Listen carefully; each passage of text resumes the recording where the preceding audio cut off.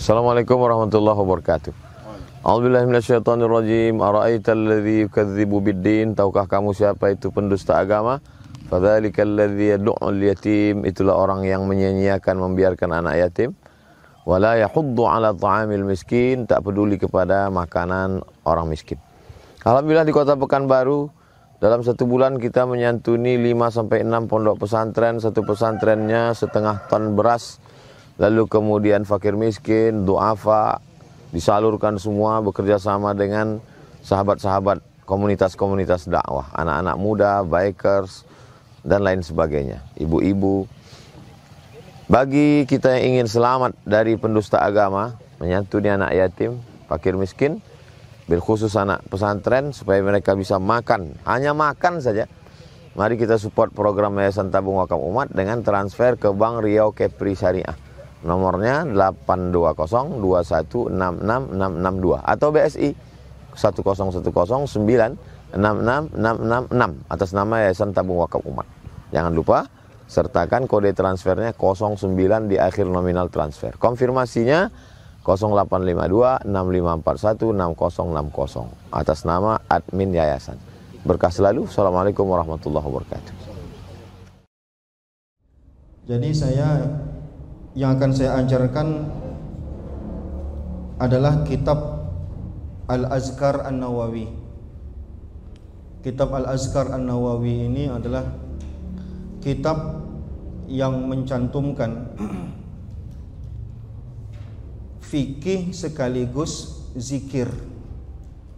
Jadi di dalamnya akan diterangkan tentang apa kegiatannya dan apa zikir yang harus dibaca. Jadi lebih sifatnya kepada amalia harian, ya, apa yang kita lakukan dan apa yang kita baca. Apa yang pertama kita lakukan dalam keseharian kita? Hal yang pertama yang kita lakukan dalam hari ini apa? Pertama yang kita lakukan hari ini adalah bangun dari tidur. Maka kita akan mulai pelajaran kita bangun dari tidur.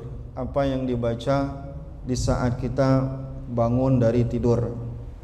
Saya fokus kepada kitab ini saja. Salah kita cara bangun tidur, maka nanti akan berpengaruh dengan mood kita harian ini, sehari ini. Akan berpengaruh kepada malas atau semangat atau tidak semangatnya kita di hari ini. Qala Rasulullah sallallahu alaihi Abi Hurairah radhiyallahu taala anhu, hadis diriwayatkan oleh Abu Hurairah radhiyallahu taala anhu. Anna Rasulullah sallallahu alaihi wasallam, Rasulullah sallallahu alaihi wasallam bersabda, "Ya'qidu syaitan ala qafiyati ra'si ahadikum." Setan mengekang, mengikat ujung kepala kalian iza huwa nama salasa uqadin, saat kalian tertidur sebanyak 3 ikatan. Ujung kepala kita ini diikat oleh setan saat kita tidur dengan 3 ikatan. Yaqribu ala kulli uqdatin makanaha, alaika lailun tawilun farqud. Jadi kerjaan setan itu supaya kita bertahan tidur, tidak usah bangun, supaya kita jangan bangun subuh. Kita diiming-imingkan malam masih panjang, tidurlah terus gitu. Fa inistaiqaza, lalu tugas kita apa? Tugas kita bangun tidur itu adalah melepaskan 3 ikatan setan ini. Kalau tak kita lepaskan 3 ikatan setan ini, dia bertahan ikatan itu sampai besok hari. Kalau tak kita lepaskan lagi, bertahan terus. Pengaruhnya apa? Pengaruhnya kita ngomongnya, tindakan kita, itu pikiran kita, itu dipengaruhi oleh bisikan-bisikan yang tidak baik daripada setan. Kata Rasulullah, bagaimana cara untuk melepaskan 3 ikatan itu? Yang pertama, fa inistaiqaza wa zakarallaha ta'ala in hallat uqdatun. kalau orang itu bangun dari tidur lalu dia berzikir mengingat Allah, maka lepaslah satu ikatan. Jadi ikatan yang pertama itu adalah melepaskannya bagaimana tadi? Zikir. Hapus ini. Parul. Boleh juga. Yang pertama dia zikir. Nanti zikirnya apa? Nanti kita baca setelah ini zikirnya apa saja yang dibaca. Intinya sebut nama Allah. Setidaknya kita membaca Alhamdulillahillazi ahyana ba'dama amatana wa ilaihin nusyur. Ini yang pertama. Ada lafaz yang kita baca yang berupa zikir. Nah, yang kedua, nanti zikirnya apa nanti di hadis berikutnya ya. Ini berarti satu ikatan setan udah lepas dengan zikir. Antum sendiri yang akan jawab, antum hari ini masih dipengaruhi pikirannya oleh setan atau tidak? Ngomongnya, mulutnya, tindakannya, pilihannya, segala macam. Yang kedua, fa in tawaddaa in halat uqdatun. Setelah itu dia berwudu. Berwudu itu melepaskan ikatan yang kedua tadi. Dua ikatan lepas karena setelah bangun dia baca-baca. Setelah baca-baca dia berwudu, berarti dua ikatan setan di kepalanya udah lepas. Yang ketiga, fa in shalla in halat uqaduhu kulluha. Kalau sudah yang ketiga, kalau dia solat apa saja, qabliyah kah, witir kah, maka lepaslah semua ikatan tadi. Tiga-tiganya terlepaslah semuanya. Pengaruhnya apa? Kata Rasulullah, fa asbaha nasyitan thayyiban nafsi. Jika tiga ikatan itu lepas, maka tubuh itu bersemangat positif seharian. Tubuh ini mulai dari pikiran sampai perbuatan, perkataan, semuanya positif, semuanya bersemangat seharian. Positif, bersemangat. Wa illa, jika tidak dilepaskan tiga ikatan itu, apa yang terjadi? Asbaha khabisan nafsi kaslan. Tubuh itu akan menjadi yang khabisun nafsi. Khabis nafsi itu artinya negatif, buruk seharian, kaslan dan tidak bersemangat.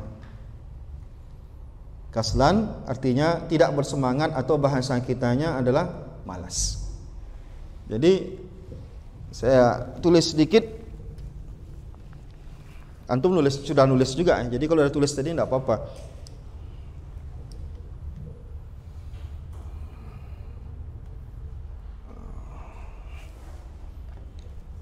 Sini saja lah ya. Gak paham pula kamu bahasa Arab.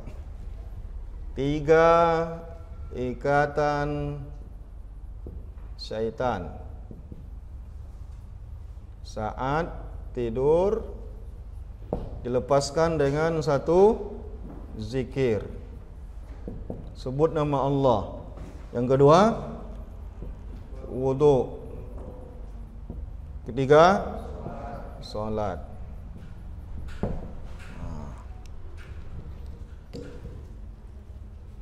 Ahlan wa sahlan, silakan Rian, duduk. Sibuk nampak kan? Nah, itu dia ya.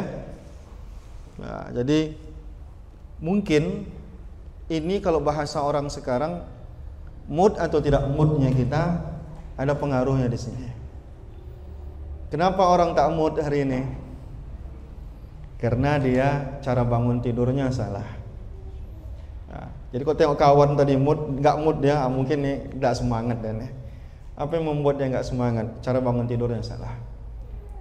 Mungkin dari segi waktunya, mungkin dari segi dia memulai hari dengan setelah bangun dari tidur. Karena kerja pertama kita ketika bangun tidur adalah menghilangkan jejak setan dalam diri kita. Di antaranya apa? Nih, lubang hidung yang merupakan tempat tidurnya setan. Maka istinsar dan istinsyak untuk sholat subuh itu perintahnya lebih kuat. Tahu istinsyak. Istinsyak itu ngirup. Istinsar mengeluarkan. Semua solat itu sunnah hukumnya, tapi bangun tidur itu perintahnya lebih kuat. Kenapa? Karena ketika kita tidur, ini tempat tidurnya setan dalam diri kita. Khayshum itu lubang ini. Jadi istinsarnya lebih kuat kalau bangun dari tidur.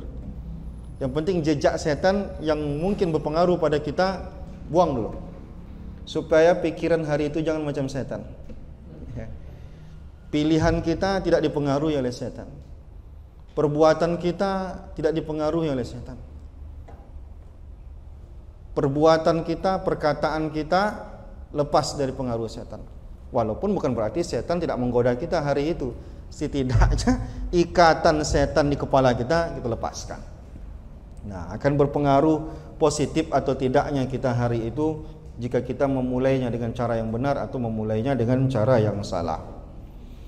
Wa rawaina fi sahihil Bukhari, dalam sahih Bukhari, an Huzaifah bin Yaman, Huzaifah bin Yaman radhiyallahu anhuma meriwayatkan dari Abu Dzar radhiyallahu taala anhu, kana Rasulullah sallallahu alaihi wasallam iza awa ila firashihi. Rasulullah sallallahu alaihi wasallam apabila naik atau berniat mau tidur, sudah punya keinginan mau tidur, mau naik ke atas tempat tidur untuk tidur, apa yang dilakukan oleh Rasulullah? Qala, Rasulullah membaca Bismikallahumma ahya wa amut. Ini ada hadisnya, ini hadis ya. Wa iza istayqaza, apabila Rasulullah bangun, qala, ia membaca Alhamdulillahillazi ahyana ba'dama amatana wa ilaihin nusyur. Apa artinya itu? Alhamdulillah, segala puji bagi Allah, ahyana, yang telah menghidupkan kami, ba'da, setelah, ma amatana, mematikan kami. Mematikan yang dimaksud di sini apa? Tidur. Tidur itu disebut dengan mati kecil. Nah, saat mati kecil itu roh kita keluar dari tubuh kita. Maka sebelum tidur upayakan berwudu. Orang yang tidur dalam keadaan berwudu, maka rohnya akan sujud, dia menghadap Allah, sujud menghambakan diri kepada Allah Subhanahu wa taala. Roh kita di saat kita tidur keluar dari tubuh kita dan dia sujud. Nah, tapi kalau tidak diwudukkan dulu tubuh kita ini, dia liar dia. Maka mudah kadang mimpi buruk, kadang mudah kita tidur tidak nyaman segala macam. Nah, jadi kata Allah, bacaannya Alhamdulillahillazi ahyana ba'da ma amatana wa ilaihin nusyur. Wa ilaihin nusyur artinya dan kepadanya lah kami akan kembali. Itu arti wa ilaihin nusyur. Redaksi lain, ada redaksi lain. Tadi Alhamdulillahillazi ahyana ba'da ma amatana wa ilaihin nusyur. Ada doa lain enggak? Ada redaksi lain. Silakan pilih ini atau pilih yang kedua. Alhamdulillahillazi radda alayya ruhi. Jadi banyak doa-doa bangun tidur itu. Yang paling populer itu adalah Alhamdulillahillazi ahyana ba'da ma amatana wa ilaihin nusyur. Makna yang sama, Alhamdulillahillazi radda alayya ruhi, artinya segala puji bagi Allah yang mengembalikan ruhku. Nah, tadi ketika tidur keluar dia, dikembalikan oleh Allah lagi. Kita baca doa Alhamdulillahillazi radda alayya ruhi. Apakah ada doa lain yang mau dibaca bangun dari tidur? Diriwayatkan oleh Sayyidah Aisyah radhiyallahu taala anha Nabi sallallahu alaihi wasallam, Nabi SAW qala mengatakan, ma min abdin yaqulu inda raddillahi ta'ala ruhahu, tidaklah seorang hamba membaca ketika Allah kembalikan ruhnya. Kembalikan ruh yang dimaksud adalah bangun dari tidur. La ilaha illallah wahdahu la syarikalah, lahul mulku wa lahul hamdu wa huwa ala kulli syai'in qadir. Apa tadi bacaannya? La, kok goyang-goyang ini? Ilaha illallah wahdahu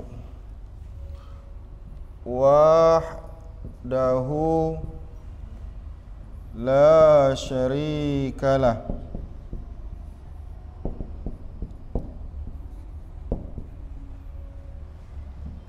lahul mulku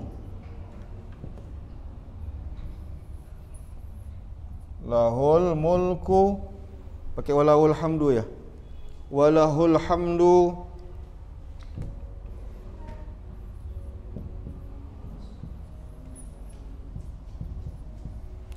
wa huwa ala kulli syai'in qadir.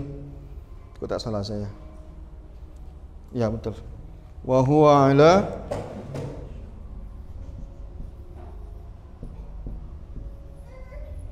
ala kulli syai'in qadir. La ilaha illallah wahdahu la syarikalah lahul mulku wa lahul hamdu wa huwa ala kulli syai'in qadir. Kalau dibacanya ini ketika dia bangun dari tidur, illa ghafarallahu ta'ala lahu zunubahu, Allah ampunkan dosanya, walau kanat misla zabadil bahri, meskipun dosanya sebesar buih yang ada di lautan. Jadi bangun dari tidur langsung kita minta ampunkan dosa. Jadi banyak yang kita lakukan, mau sebelum tidur maupun ini kita baca yang bangun tidur dulu. Karena kegiatan hari pertama kita adalah bukan tidur tapi bangun dari tidur. Jadi kita bahas bangun tidur dulu. Mau tidur nanti kita bahas di ujung. Nah, itu dulu yang kita baca. Banyak bacaan lain. Nanti kalau saya bacakan semuanya tak hafal-hafal sama antum. Jadi ini dulu baca. Nah, nanti kalau bacaan lain terlalu banyak tak amal-amalkan. Baik, sekarang kita masuk ke pembahasan yang kedua. Ini bangun tidur dulu kita baca. Kita bahas. Sekarang kita masuk pembahasan yang kedua. Bab ma yaqulu iza labisa saubahu. Jadi setelah kita bangun dari tidur apa yang kita kerjakan? Kita memakai pakaian. Maka kita baca apa yang harus kita lakukan di saat kita memakai pakaian. Tapi bangun dari tidur ini ada yang diskusi atau enggak? Kalau tidak ada kita lanjut. Silakan. Waalaikumsalam.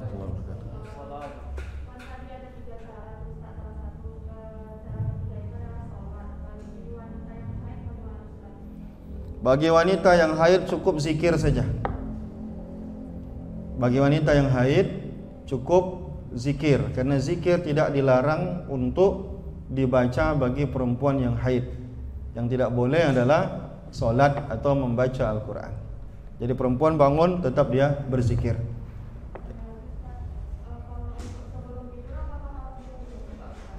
Gimana?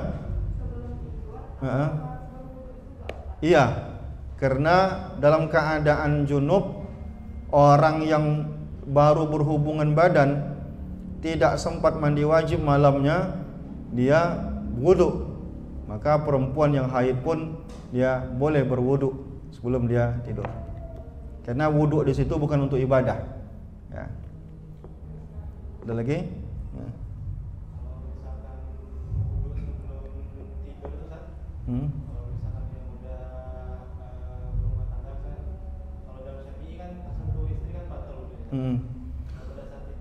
Jadi tidurnya menjelang tidur itu adalah orang yang sudah niat mau tidur, lalu kemudian dia sebelum naik ke tempat tidur itu dia berwudu.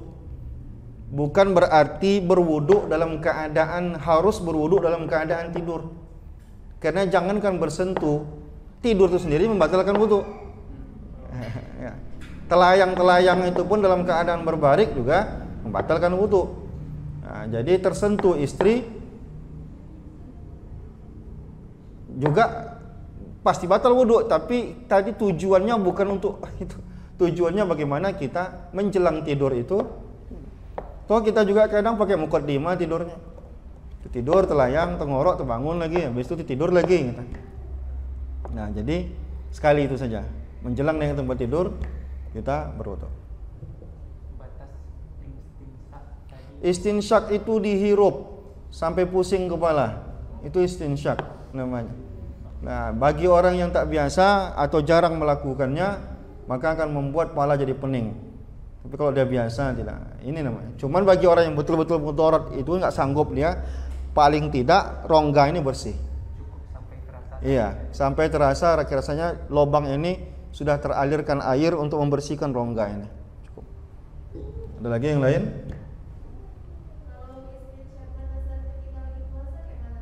Bagi orang yang berpuasa sama seperti kumur-kumur, bolehkah berkumur-kumur bagi orang berpuasa? Boleh, tapi kata Rasulullah jangan bersangatan. Yang tak boleh adalah bersangatan.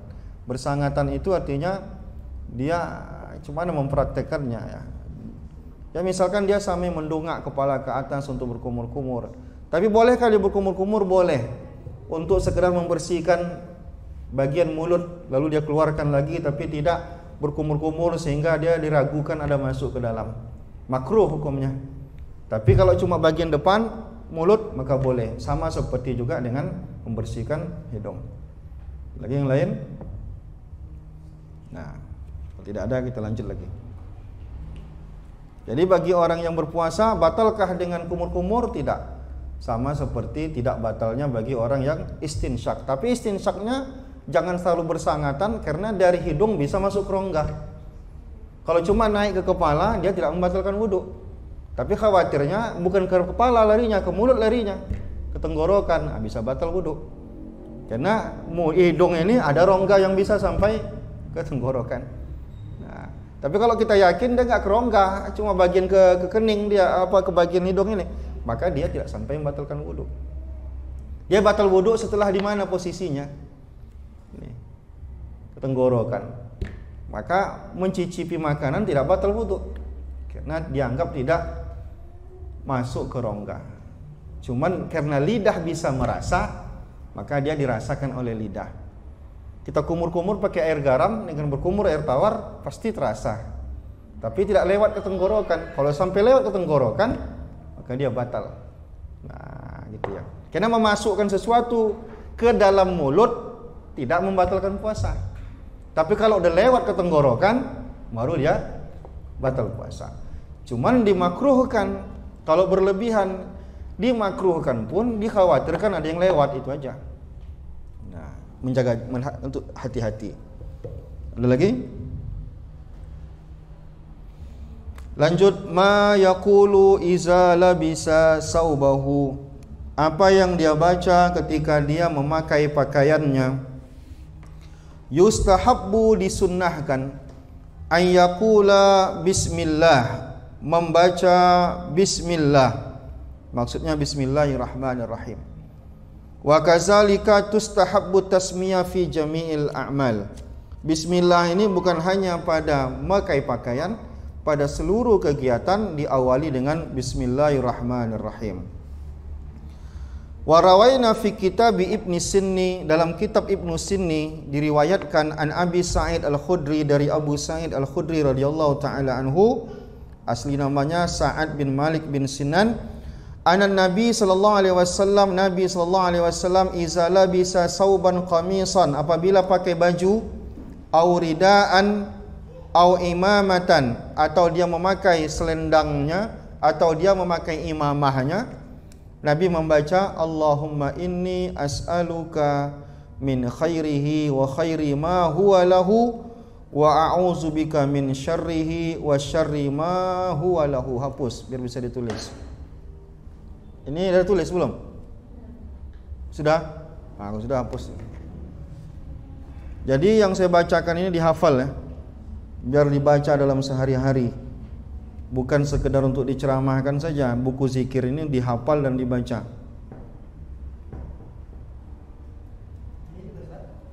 Semua.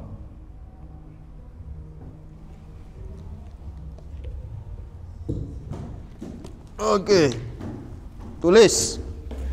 Bisa nulis bahasa Arab? Kalau tak bisa latihannya tulis. Bacanya bisa kan? Kalau bisa bacanya tulis pakai Latin, kalau tak bisa bahasa Arabnya. Allahumma. Allahumma. Gak bisa tulis Allahumma, tulisnya begini. Allahumma.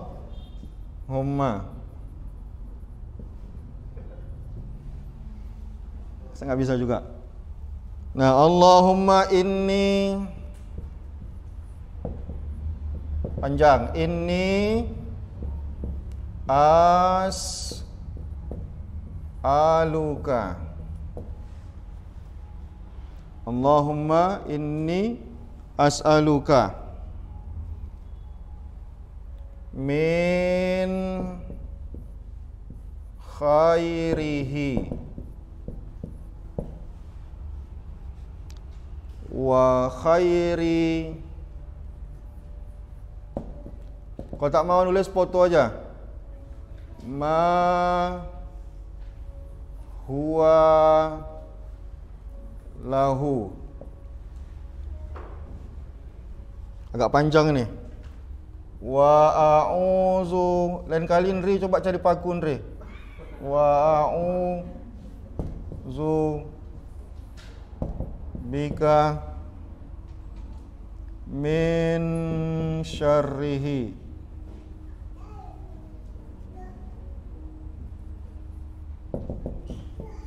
Syarrihi wa syarri ma huwa lahu. Kalau bisa tulis Arabnya, tulis Arabnya. Tak bisa tulis Latin. Kalau malas juga nak buat pena, buat apa, minimal dipoto.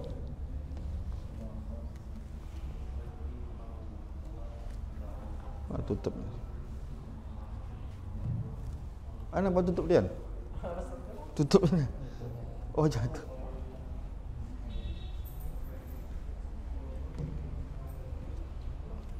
Perempuan belakang nampak? Yang bisa nulis Arab, tulis Arabnya. Yang tak bisa, tulis Latin. Yang tak bisa juga dipoto. Besok, mulai pagi besok diamalkan. Mengamalkan zikir-zikir ini tak wajib hafal, dibaca pun boleh. Faham? Jadi antum ada buku kecil isinya buku zikir. Mau pakai baju, buka dulu buku, dah apa bacaan buka baju. Dibaca enggak apa-apa. Sementara belum hafal. Mau ke WC, apa doa masuk WC, enggak hafal, tengok bukunya, letakkan di luar pintu WC itu. Nanti keluar dari WC tak hafal juga doanya, buka lagi buku. Buku tu jangan sampai tinggal. Buku lengkap, buku zikir harian. Mulai dari bangun tidur udah ada di buku itu. Mau pakai baju udah ada doanya di situ. Boleh. Untuk yang aktivitas harian di mana kita melakukannya, lengketkan di situ. Doa bangun tidur, di mana kamu bangun tidur, lengketkan di bagian atap. Dia terbuka mata langsung baca. Tak lengketkan ke dinding tempat tidur itu. Doa makan, di mana makannya? Ada meja makan, lengketkan di meja makan itu. Mau keluar rumah, di mana keluarnya? Lengketkan di dinding pintu itu. Kalau enggak, ada tulisan dalam kertas, dibawa kemana-mana macam cimat. Biar setiap kali kegiatan apapun baca. Tak boleh dalam WC. Kalau doa mau masuk WC, tempelkan di luar dinding WC. Doa keluar WC, tempelkan juga di luar dinding WC. Karena dalam WC apa yang mau dibaca? Kalau dalam WC tidak ada yang boleh dibaca. Doa masuk WC bacanya kapan? Bukan pas masuk, sebelum masuk. Keluar WC kapan dibaca? Udah keluar di kita, baru kita baca. Nah, jadi enggak ada gunanya ditempel di dalam, enggak dibaca juga. Lemparkan semuanya di luar. Baik doa masuk maupun doa keluar, ya. Ada yang mau ditanyakan? Silakan. Waalaikumsalam warahmatullahi wabarakatuh.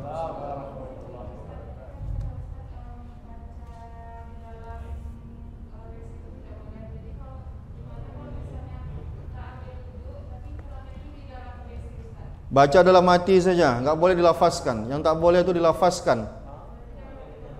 Ya, kalau baca Bismillahirrahmanirrahim ada kloset di situ. Kalau tak ada klosetnya nggak apa-apa. Tapi kalau ada klosetnya di situ, jangan baca dilafazkan, baca dalam hati aja. Apapun itu, azan orang nggak boleh dilafazkan jawabnya. Assalamualaikum pun orang nggak boleh dijawab. Nah, apalagi semua kalimat-kalimat thayyibah nggak boleh. Yang tertulis pun tak boleh, asalkan kecuali kertas yang tertutup itu boleh. Nah, jadi kalau ada rezeki, pisahkan tempat wudhu dengan tempat buang air besar. Kecuali kamar mandi tidak ada klosetnya, kita mandi aja walaupun kita ada pipis dikit-dikit di situ, tidak apa-apa. Nah, tapi bukan tempat kloset yang betul-betul memang itu tempat kita menyalurkan kotoran. Nah, ada lagi? Ditanyakan?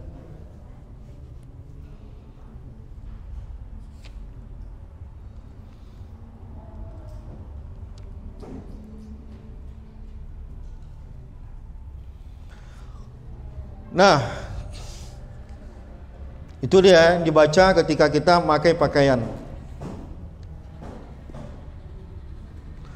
Babu ma yaqulu li sahibihi iza ra'a alaihi sauban jadidan. Ini ada pula nih. Apa yang kita katakan kepada orang kalau dia nampak kita pakai baju baru? Ini usil pula, ini tidak usil namanya ya. Tapi ada nasihat yang harus kita nasihati pada orang yang kita lihat pakaiannya baru. Walaupun baru kita lihat, bukan baru beli.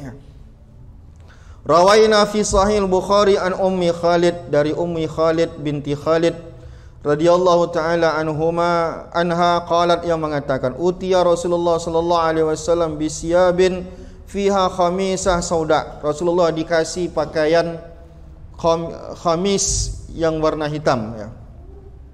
Jenisnya ini khamisah.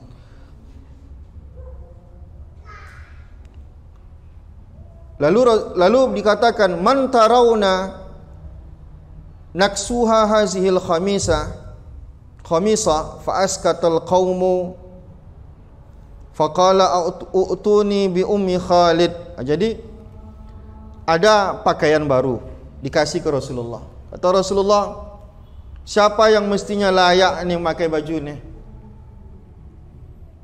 Orang-orang tak menjawab. Kata Rasulullah, mana Ummu Khalid? Bawa kemari, kata Rasulullah. Dikasih Rasulullah pakaian itu kepada perempuan itu. Kata Rasulullah apa? Abli wa akhliqi. Pakai baju ini sampai hancur, sampai usang.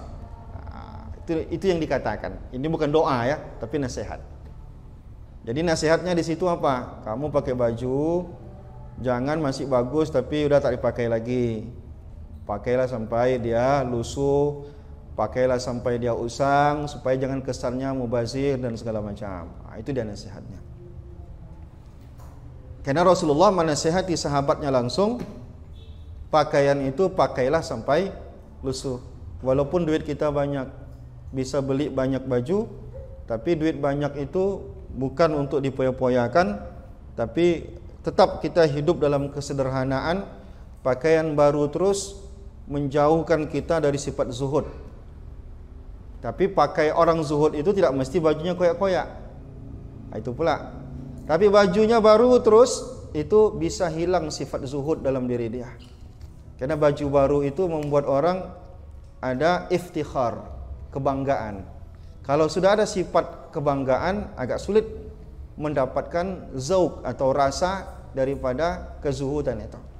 Maka kalau bisa pakaian kita tidak mencolok cantiknya dibanding dengan orang lain, dari segi warna maupun dari segi kualitas. Dari segi warna, pakaian-pakaian yang mencolok itu makruh untuk dipakai. Apa yang mencolok? Misalkan di tempat kita yang mencolok itu warna apa? Norak kata orang. Misalkan Rian pakai baju pink misalkan, atau Rian pakai baju merah tapi merahnya dari jauh kelihatan gitu. Artinya yang dianggap orang terlalu mencolok, mewah, itu bisa makruh dipakai. Nah, misalkan yang akhwat ini, ada satu orang yang akhwat-akhwat lain tahu harganya itu istimewa, mahal. Berapa orang tahu ini jilbabnya ini 20 juta ini. Contoh ya. Dia memang duit dia beli, bapaknya orang kaya. Jadi orang tahu pun bapaknya kaya. Tapi dengan memakai itu dia bisa membuat orang berdosa. Di situ letak tak bolehnya. Orang akan bertanya-tanya, orang akan melihat, orang akan iri, orang akan merasa ya, tak pede dengan baju dia begitu samping kawannya gitu ya. Walaupun mukena sekalipun. Dia mukena dia 20 juta di antara mukena-mukena yang 150 ribu. Nah, itu tidak baik.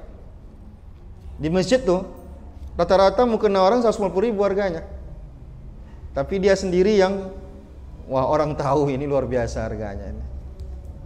Baju Rian ini berapa harganya nih? Berapa juta ini?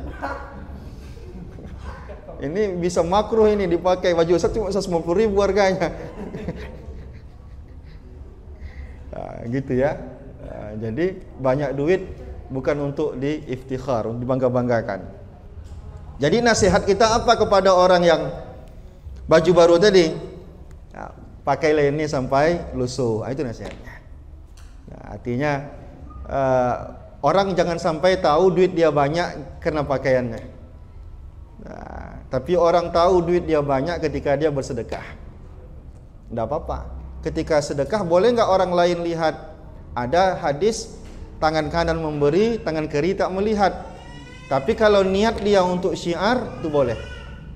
Sengaja dia dikeluarkannya 50 ribu. Rian tolong masukkan kota impak itu. Jadi tujuan dia apa? Supaya Rian juga ngeluarin duit untuk itu. Untuk apa? Untuk sedekah juga. Nampaknya Rian milih-milih nih. 50, 100, ada di kantongnya 5.000, ada yang 2.000. Sebelum dipilihnya 2.000, saya bilang, Yan tolong masukkan Yan. Akan malu dia. Saya kasih 1.000, masukkan Yan. Akhirnya dia malu, 20.000 yang dia masukkan. Nah, itu boleh itu. Ya. Apa bukan memancing? Ya bisa juga memancing juga. Kalau dia hatinya mampu dia jaga. Kalau hati tak mampu dijaga, itu tadi. Tangan kanan memberi, tangan kiri tak perlu tahu. Kita sendiri, apalagi orang lain. Tapi kalau kita mampu untuk menjaga, apalagi niatnya syiar, biar orang lihat kita memasukkan sesuatu supaya orang ngikutinya. Nah, itu dia. Baik. Babu kaifiyati libasi saubi wan na'li wa khal'iha. Bagaimana cara memakai pakaian, baik baju maupun sendal, dan bagaimana cara melepaskannya. Yustahabbu disunnahkan ayyab tadi'a fi labsi saubi wan na'li was sarawil wa shibhiha bil yamini min kummaihi wa rijlai as-sarawil. Disunnahkan dimulai pada pakai baju maupun pakai sendal maupun pakai celana maupun apapun itu pakaiannya, bil yamini dimulai dari sebelah kanan.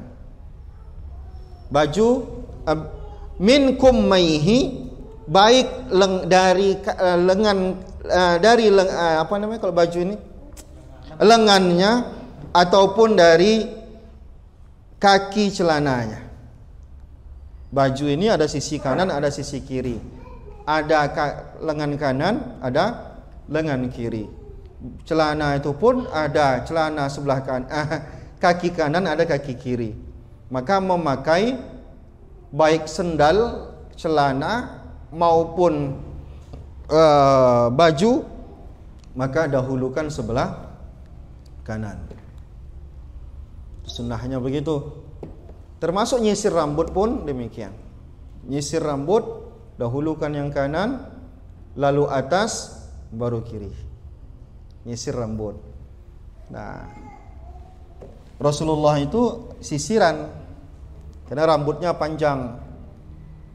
Dalam sebuah hadis rambut Rasulullah itu sebahu, dalam hadis lain sampai ke telinga. Rambutnya tebal, ikal dan lebat, maka harus disisir. Dan Rasulullah itu rapi terus rambutnya, berminyak rambutnya, rapi. Nah, disisir.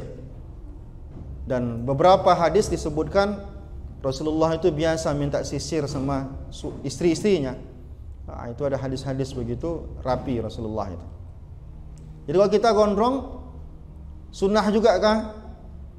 Dia itu jenis kategorinya bukan sesuatu yang harus diikuti. Tetapi kalau kita melakukannya karena cinta kepada Rasulullah, dapat pahala cintanya, bukan dapat pahala karena melakukannya. Karena itu Rasulullah melakukannya sebagai manusia. Jadi ada perbuatan Rasulullah itu yang menjadi sesuatu yang harus kita ikuti, baik dia wajib maupun sunnah. Ada sesuatu yang kita boleh ikut, boleh kita tidak ikut. Termasuk ukuran rambut kita, laki-laki nih ya, mau panjang bahu ataupun kita pendek. Tapi bagi kawan-kawan yang melakukannya dengan niat supaya apa yang pernah dilakukan Rasulullah pernah dia lakukan, nah itu juga dapat cinta, pahala dari cinta. Nah, tapi kalau di tempat kita nanti itu menjadi sesuatu yang terlihat tidak baik, maka juga tak perlu dilakukan. Misal ya, di tengah keluarga kita, misalkan gondrong itu simbol premanisme, sebaiknya tidak usah lakukan, karena ada mudarat lain yang perlu kita jaga. Nah, sampai-sampai nanti tak ada orang melepaskan anak gadisnya sama kita, kan repot tuh. Nah, kalau memang harus budayanya rambut pendek yang dianggap baik, maka apa yang dianggap baik lebih diutamakan. Tapi kalau menurut kita aman, ya nggak apa-apa. Nah, gitu ya. Baik. Jadi dahului kanan, wa yakhla'ul aisar summal aiman, melepaskannya dahulukan kiri, baik baju maupun celana maupun sendal apapun itu. Wa kazalikal iktihal, begitu juga ketika iktihal. Iktihal itu bercelak. Jadi Rasulullah itu biasa bercelak, ada celak. Di tempat kita mungkin tak biasa bercelak ya. Tapi di Rasulullah itu bercelak. Di tempat kita yang bercelak itu perempuan, tahu bercelak? Nah. Jadi celak itu pun ada mata kanan, ada mata kiri. Rasulullah itu biasa, matanya itu kelihatan rapi. Ya, karena Rasulullah selalu bercelak. Wasiwak, begitu juga dengan menggosok gigi. Dahulukan sisi kanan daripada sisi kiri. Wa taqlimul azfar, begitu juga memotong kuku, dahulukan kanan daripada kiri. Wa qassus syarib, begitu juga mencukur kumis, maka mencukur kumis dahulukan kanan daripada kiri. Wa natful ibti, cabut bulu ketiak. Ini pula Rasulullah ini mencabut, tidak mencukur ya. Ya, serah antum lah. Tapi yang penting rapi dia. Ya. Wahal qurra'si, begitu juga dengan motong rambut kanan dulu. Begitu tahallul kita itu juga ketika kita tahallul umroh maupun haji, yang kanan dulu. Apalagi wassalamu minas shalah, begitu juga ngucapin salam dalam solat, kita kan kanan dulu baru kiri. Wa dukhulil masjid, masuk masjid kanan, keluar kiri. Wal khuruj anil khala, keluar dari WC dahulukan kaki kanan. Wal wudu, berwudu juga dahulukan kanan daripada kiri. Wal ghusli, mandi wajib juga ada sisi kanan ada sisi kiri, dahulukan yang kanan.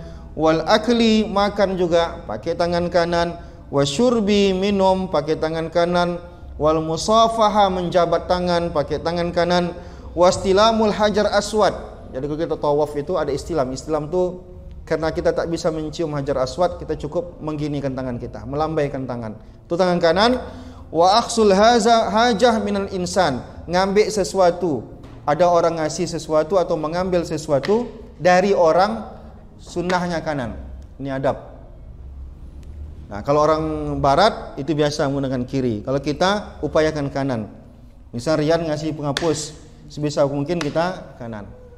Apalagi ya, wadaf'iha ilaihi, mengembalikan barang ke orang pakai tangan kanan, jangan pakai tangan kiri. Apalagi di tempat kita kelihatan tidak sopan. Wa ma asbaha haza fakullu yaf'aluhu bil yamin wadidduhu bil yasar. Semuanya begitu, kecuali dalam hal-hal yang sifatnya jorok, misalkan cebok segala macam, maka kita menggunakan kiri. Tapi hal yang ada kanan kirinya, maka kita mana yang mendahulukan kanan daripada yang kiri, kecuali dalam beberapa hal tadi. Masuk masjid kanan dulu baru keluar kiri. Ya, itu pun sama juga, masuk kanan keluar kiri. Baik, itu dia. Ini masalah sunnah ya. Tapi kalau tak dilakukan dosa, tidak dosa. Ini cuma ingin melengkapi semua kegiatan kita jadi pahala. Maka dengan cara seperti itu.